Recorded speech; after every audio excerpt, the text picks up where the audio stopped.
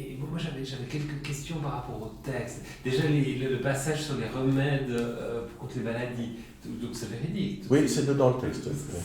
Alors, c'est pas aussi concentré que je dirais, parce que, évidemment, moi j'ai choisi de concentrer les propos. Alors, sur les maladies, c'est pas aussi ping-pong que je l'ai fait, mais c'est dans le corpus, on trouve ça dans les propos de temps en temps. Il dit, voilà. Mais les remèdes de bonne femme, ça continue. Oui, enfin, la pousse de vache et les pétales de rose, Ouais, pour les enfants, les petits enfants, on imagine la réussite de telle. Il faut dire que les remèdes à l'époque, ils étaient très toutes les précaires. potions magiques, avec des cuisses de grenouille, de langue, de serpent, etc. Je l'ai dit dans les... C'était des éléments étranges qu'on réunissait. C'est un peu magique. Voilà, et je pense que ça vient aussi de cette... C'est aussi symbolique, ça représente quelque chose. Mais je fais dire au docteur, ça c'est une des choses que j'aime beaucoup, mais c'est dans le texte, hein, c'est lui qui l'a dit, Luther. Il dit que la corne de licorne, c'est souverain contre les maux de tête, et Oui, tout ça.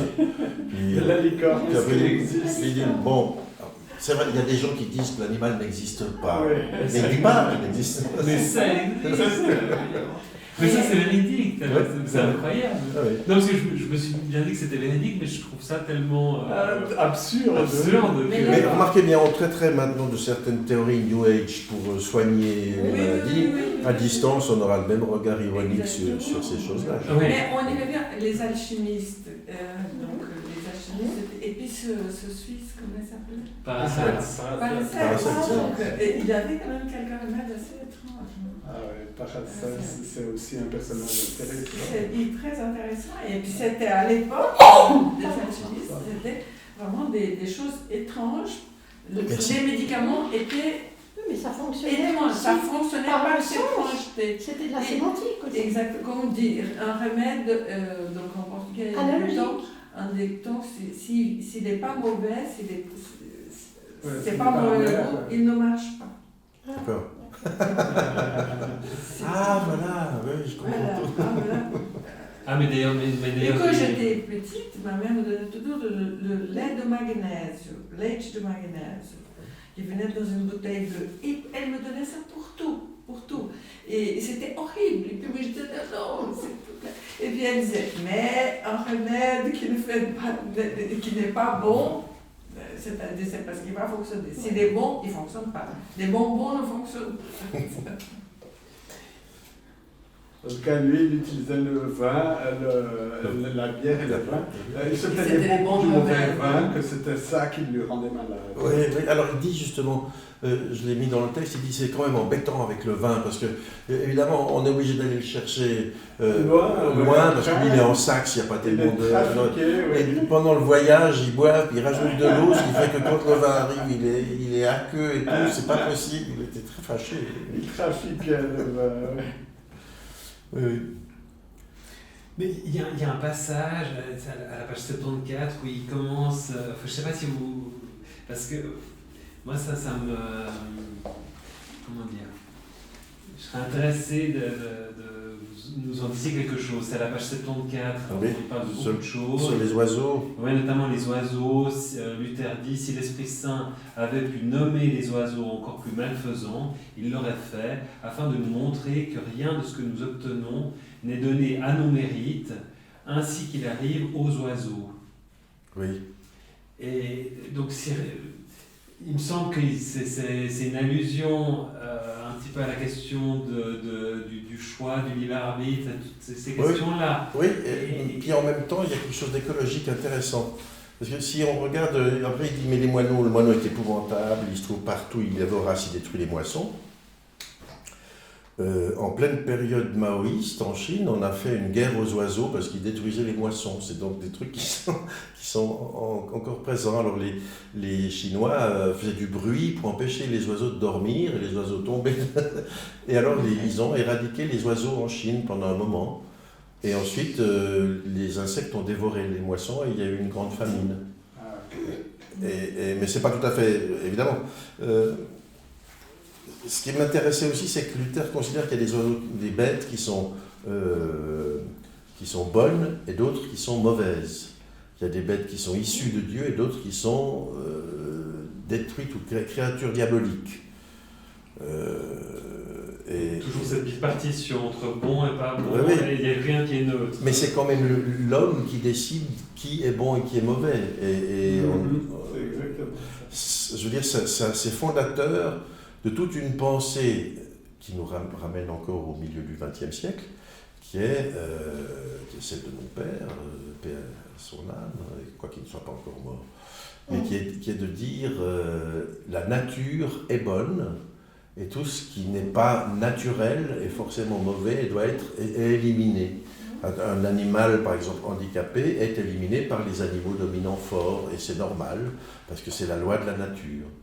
Et cette façon de concevoir le monde sur la bonté de la nature, ou la bonté de l'homme, c'est Rousseau aussi, ça a été... ça a amené à des expériences. Et Aristote aussi. Oui, mais ça amène à des expériences d'éradication des handicapés chez Hitler, ou des choses comme ça, où la pensée simplement que ce qui est pas naturel au sens d'une nature imaginée et belle et réussie, c'est mauvais et doit être éliminé. En l'occurrence, c'est simplement une mauvaise compréhension du monde, à savoir la nature elle est vaste, et l'englobe tout, y compris les... Mais dans la pensée, moi ce qui m'a frappé, je ne sais pas si c'est... Je ne connais pas grand-chose à Luther, j'ai un petit peu lu des choses, mais ce qui me... J'avais une question assez précise, c'est qu'il y a une dispute, puis il me semblait que ce passage, c'est presque un petit peu pour une allusion à cette dispute qu'il y a eu entre Erasme et Luther, où Erasme était pas forcément contre une réforme, si j'ai bien compris, je crois que c'est Zweig qui dit ça, donc passage que tu m'avais remis, il n'est pas contre une réforme de l'Église, mais ça doit se faire un peu en douceur. Puis voilà, Luther, lui, le fait. Alors au départ, ils ne sont pas tout à fait ennemis au départ. Mais il y a tout un débat justement.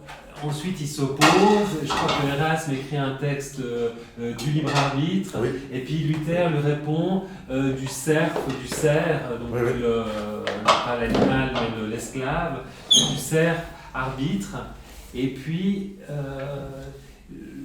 que j'ai pas lu, bien entendu, mais j'aimerais que si vous me corrigez si je me trompe, mais dans le cerf arbitre, il y a l'idée, le fait de pouvoir être doté d'un jugement, ça nous est d'abord attribué par la foi, par Dieu, enfin tout se passe par là, comme si on était des marionnettes qui étions dirigées par Dieu ou le diable, et puis finalement on vit dans un monde un petit peu, c'est un peu la construction que je le fais, dans un monde un petit peu paranoïaque, un peu fou, où le monde se divise en deux et finalement on est dirigé par des forces occultes. Je trouve que ça ressort énormément dans le texte, où tout est projeté sur l'extérieur. Je ne sais pas ce que vous en pensiez.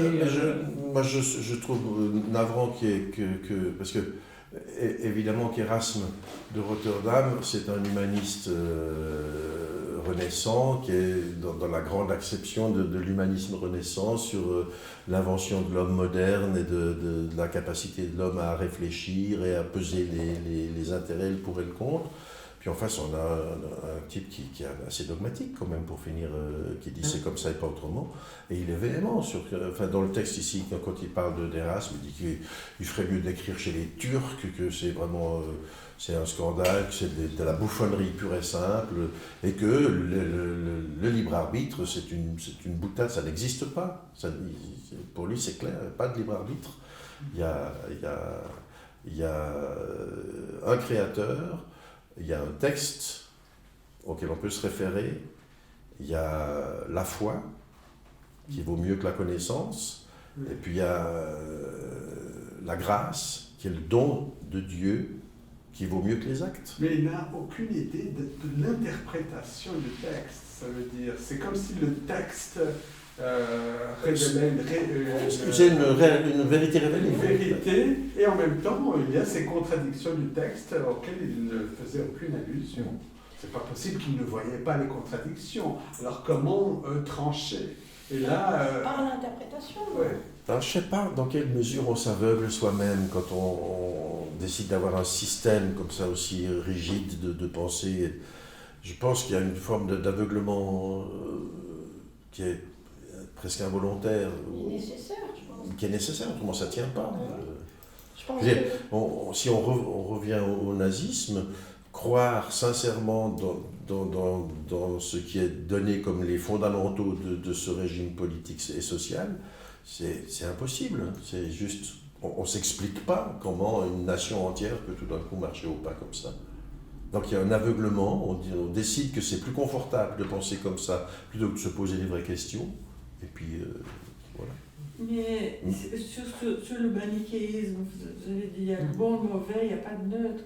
Mais jamais, c'est-à-dire dans toute l'histoire de l'humanité, donc il y a le bon qui est Dieu, le mauvais qui est le diable.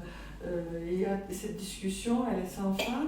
Et par rapport à la nature, la nature est bonne, la nature est mauvaise, c'est-à-dire que même récemment, on a eu deux opinions complètement opposées. C'est Freud dans le malaise de la culture qui dit la nature est hostile, il faut se mettre ensemble pour la vaincre. Et puis là, avec les écologistes, pas tous, hein, donc, c'est-à-dire que la nature est bonne, et c'est nous, l'homme, qui sommes mauvais, qui détruisons la nature. Parce qu'il y a un peu de vérité, mais il y a quelque chose d'un manichéisme qui est tout le temps, et la nature, à certains moments, elle remplace Dieu. C'est-à-dire qu'actuellement, la religion, c'est quand même la nature, donc, qui est à la place de Dieu. Si on regarde ça d'un point de vue structurel, la nature actuellement a pris cette place. C'est peut-être propre à l'espèce d'avoir besoin d'avoir des degrés qualitatifs, Oui. c'est-à-dire qu'il faut qu'il y ait des choses bon, bonnes à faire, et par opposition, ce qui est pas bon, alors ça devient mauvais. En fait, oui, et puis la nature, elle est une, voilà. et on est partie prenante de la nature, mais on doit la prendre comme elle est. C'est une grande complexité, Ouais. et il n'y a pas de... Bon, ça c'est mon avis, mais je pense qu'il n'y a pas d'action qui soit antinaturelle. Oui, Nous-mêmes sommes une émanation de la nature, et peut-être même même que cette prolifération d'un singe a Donc c'est un ce que veut objectif. la nature, qu'on pollue, hein, donc je provoque un peu, mais on pourrait dire ça. En tout cas, ce qu'elle veut, ce qui est sûr, c'est que à partir d'un certain degré de concentration d'une espèce, il y a pollution, et la nature réagit. Ici, on a eu quand même 2 guerres mondiales et 2 ou 3 choses qui nous montrent qu'on est capable de s'autoréguler définitivement et même de disparaître. Pas tant que ça, hein. Quand il y a eu la peste, ça remontait en flèche. Ouais. Il y a eu des Mais de temps en temps, on a une pandémie où on espère que ça va un peu stabiliser l'expansion démographique, mais en même temps... Oui, c'est clair que cette conception de nature-culture, elle est complètement artificielle. Et il y a des sociétés qui ne conçoivent pas du tout cette opposition. Ça veut dire tout simplement nous faisons partie de la nature. un monde dans lequel nous sommes tous inclus.